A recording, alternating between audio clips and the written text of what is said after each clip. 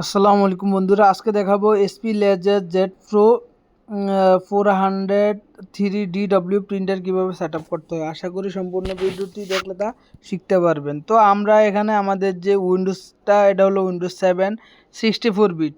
তো আমরা এখানে ড্রাইভারে ক্লিক করে ডাউনলোডে ক্লিক করব। করার পরবর্তীতে আমাদের ডাউনলোড অপশন চলে আসছে। তো আমরা এখন এই ডাউনলোড হইতেছে। তো যাদের প্রিন্টার সেটআপের প্রবলেম আছে তারা অবশ্যই আমাদের এই ভিডিওটি দেখলে শিখতে পারবেন। তো এটা ডাউনলোড করার পরবর্তীতে আমরা এখন সেটআপে ক্লিক করলে আমাদের এখানে সেটিং অপশনটি চলে আসছে এখানে। তো সেটআপের পরবর্তীতে আপনারা এটা ম্যানেজে যাবেন, যাওয়ার পরবর্তীতে ইউএসবিটা চেক দিবেন যে পাইছে কিনা। অনেক ক্ষেত্রে ইউএসবি না পাইলে এটা লোডিং মারে, ইরর মারে। তো আমাদের এটা ব্যাকগ্রাউন্ডে এটা সেটআপ শুরু হয়ে গেছে।